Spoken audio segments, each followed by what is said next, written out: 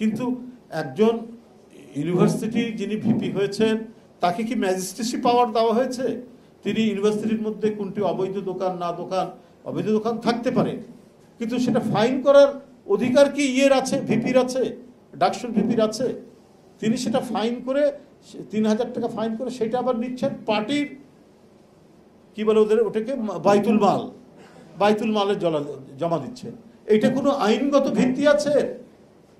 আপনার ইউনিভার্সিটির ক্যাম্পাস হবে জ্ঞান চর্চার একটা বিশাল একটা ক্ষেত্র, জ্ঞান চর্চার আধার হবে ইউনিভার্সিটি, এবং সেই জ্ঞান চর্চার দায়িত্ব পালন করবে ডাকসু।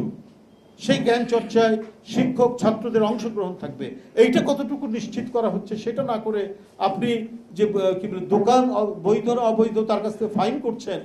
তো এটা তো আমরা সোশ্যাল মিডিয়া বা কোনো জায়গায় দেখলাম, একটু দেখেছি, কিন্তু এটা নিয়ে তো কোনো দেখলাম না, আলোচনা দেখলাম না। আপনি কি করে এটা কি ডাকসুর ভিপি? আমি তো রাকসুর ভিপি ছিলাম এটা ইউনিভার্সিটির। আমরা তখনও আমরা কোনো মানে বিশ্ববিদ্যালয়ের ভিতরে কে দোকানদারি করছে, কে মার্কেট করছে, এটা তো ইউনিভার্সিটির অথরিটি আছে, প্রশাসন আছে, তারা করতে পারে। সেখানে ছাত্রনেতা গিয়ে বলতে পারে যে এখানে ক্যাম্পাসের যে একটা শান্তিপূর্ণ সমাহিত পরিবেশ আছে এটা বিঘ্নিত হচ্ছে, স্যার এটা আপনি দেখেন। আপনি গিয়ে ফাইন করে দিচ্ছেন, আর সেই ফাইনের টাকা যাচ্ছে জামাতের বাইতুল মালে। এটা কোন ধরনের বিষয়? এটা বরাবরই আমরা দেখেছি যে এদের একটা কর্মকাণ্ড হচ্ছে স্টেট উইদিন দি স্টেট, রাষ্ট্রের মধ্যে রাষ্ট্র করা। আমরা সেই পরিবেশ আমরা দেখেছি। আবার বলে ইউনিভার্সিটির হলগুলোতে কি বলে যে খাট দিয়েছে, লোহার খাট। তো ভাই এটা কি দায়িত্ব নাকি কোনো রাজনৈতিক সংগঠন বা ডাকসুর দায়িত্ব? আপনি ছাত্রদের দাবি দেওয়া নিয়ে ভাইস চ্যান্সেলরের সাথে বার্গেনিং করবেন, আন্দোলন করবেন। এখানে কি বলে যে বাসস্থানের সমস্যা আছে, ছাত্রদের থাকার কোনো পর্যাপ্ত মানে নাই, খাট নাই, চৌকি নাই, এটার ব্যবস্থা করতে পারে কি না? এটা হচ্ছে পার্টির তরফ থেকে প্রশাসনকে কিছু লোহার খাট ১ সোনার ১৫০ দেওয়া হচ্ছে। এটা তো একটা অদ্ভুত ব্যাপার।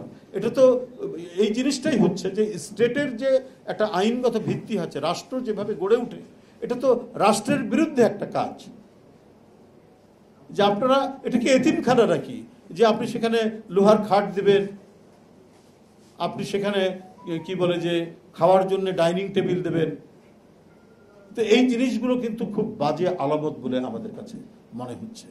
এবং এই যে পরিবর্তিত পরিস্থিতিতে আজকে পার্শ্ববর্তী দেশ থেকে যে ধরনের হুঙ্কার ক্রমাগতভাবে আসছে, বর্তমান যে রাজনৈতিক পরিস্থিতি যেভাবে যাচ্ছে, যেভাবে এগোচ্ছে, এবং যে সমস্ত শক্তির উত্থান ঘটছে, এটাও এক ধরনের আমাদের সার্বভৌমত্ব এবং স্বাধীনতার মানে অটুট রাখার জন্য একটা বড় ধরনের, আমি মনে করি যে একটা ষড়যন্ত্র চক্রান্ত পাকিয়ে তোলার সুযোগ সৃষ্টি হবে, সুযোগ সন্ধান।